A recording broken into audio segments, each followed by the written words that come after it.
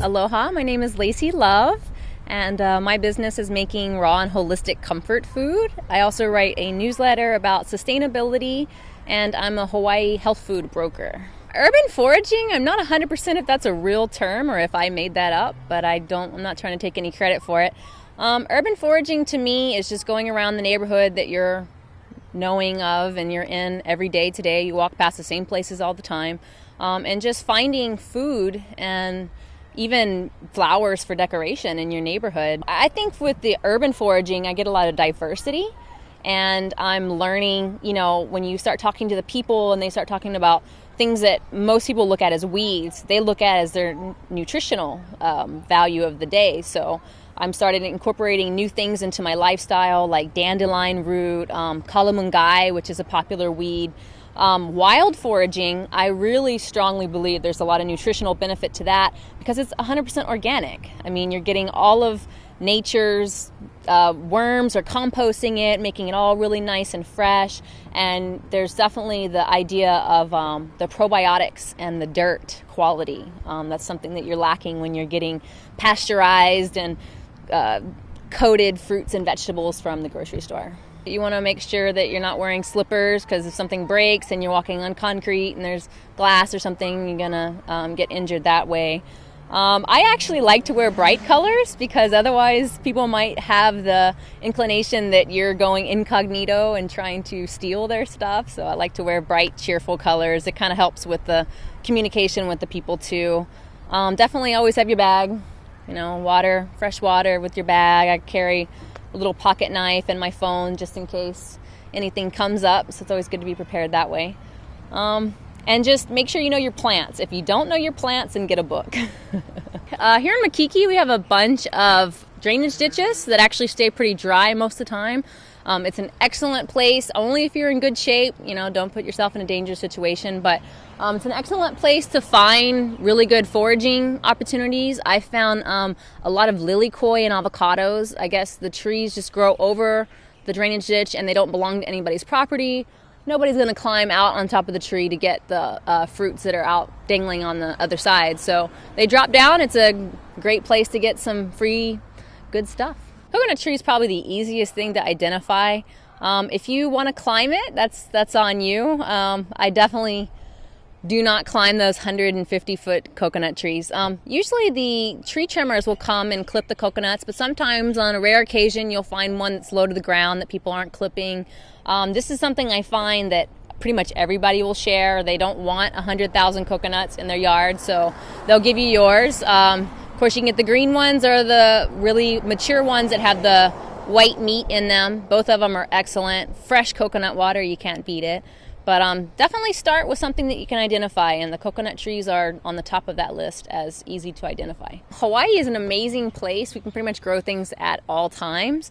Something that I see often whenever it rains is what's called a perennial plant. It's a type of plant that comes up when it rains. This one is pigweed. You can pretty much just take this home and clean it as long as it doesn't have pesticides on it or anything. I'm not sure the Hawaiian name. I think it's akuli kuli, but I'm not 100%. But yeah, these pop up every time it rains, and they go great on salads. Actually, this is where you find the most abundant supply of edibles, is just the weed section. This is actually amaranth. I'm 100%.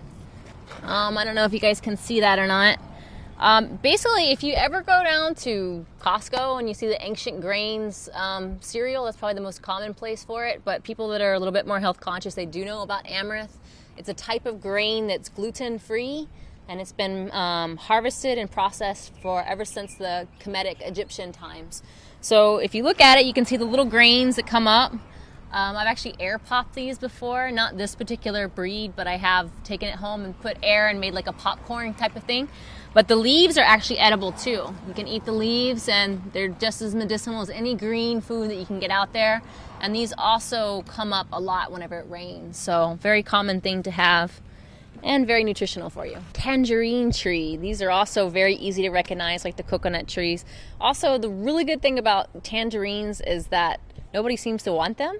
So if it's a prolific year like it is this year, which is a very unusual year, The owner of this one is actually telling me that this tree has produced 3 times as much as any other year. So she definitely has plenty. Again, if you use the sharing, would you like to share, there is plenty there for you. You can see the nice orange color up on those trees. So definitely another thing, you can make juice out of it. You can make anything, any kind of salad, make your own salad dressing out of a tangerine juice. Pretty much possibilities are infinite. Here we are, we're actually outside of a fence line, so kind of fair game here, but I just wanted to take the opportunity to point out this basil here. Something I found actually with the basil, you're supposed to clip the buds off, otherwise the flavor kind of goes away. So what I found with a lot of people is they are willing to give you basil if you come over and clip off their little things because they get tired of doing it. So it's one kind of form of barter. Also, I was kind of mentioning earlier about how you can, if somebody has something that they really want, or like if I get avocados from one person and another person likes avocados, but they have tangerines, I'll bring them a couple avocados in exchange for their tangerines. So bartering your time. Sometimes there's elderly people that don't have time for gardening, or they can't get down and do things, so I'll offer to help them out. So definitely infinite possibilities with that too. But now this basil's looking pretty good, and pretty much clip the outside, take it home, wash it off really well, and that's your pesto for your gluten-free pizza tonight. We stopped here just to point something out real quick. This is about maybe 3.5 feet wide. It's this little strip in an urban area. You can walk by something every single day and never notice anything. This tree right here, as unassuming as it is actually a pomegranate tree. Right here in the middle of nowhere. It produces from pretty awesome pomegranates. So again, you just got to keep your eyes peeled, learn how to identify the tree.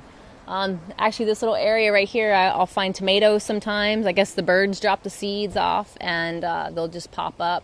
Sometimes there's a little bit of squash, rosemary, just hiding in there. So just really important to keep on looking at the area and just seeing what you can see.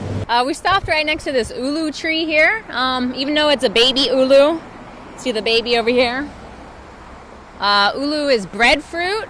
Reason why I was going to talk about it is breadfruit is probably the most common tree I find that people don't want. They'll have a huge tree, it'll have 100 fruit on it, and they don't know what to do with it. So what I've actually been doing with the breadfruit of the ulu is looking into native island populations like the Tongan and the Samoan. It's a very important sustainability crop for them. It's important to their culture.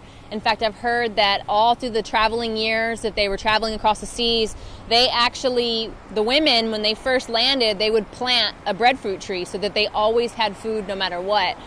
It's really awesome. Actually, it's kind of like a potato. You can add it to coconut milk, stevia, or honey, whatever kind of sweetener that you like, and kind of make it like a sweet pudding.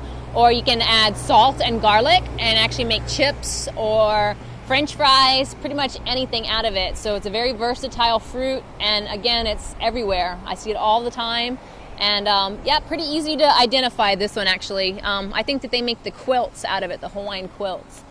But definitely one of the easier ones to identify and commandeer in your urban foraging travels. Food's everywhere. When I first started, I try to learn like 1 or 2 new plants every time I go out, or once a week, and try to make sure I can identify that one correctly. And what I found was within the last couple years of foraging that, there's at least 50 different kinds of plants, edible plants, within two square blocks of my house. So anywhere, you can look anywhere. Of course, for your own personal safety, you don't want to get into too many industrial parks or something that has a lot of known pesticides. The gardeners are spraying things on it. But otherwise, yeah, pretty much there's food anywhere you can look.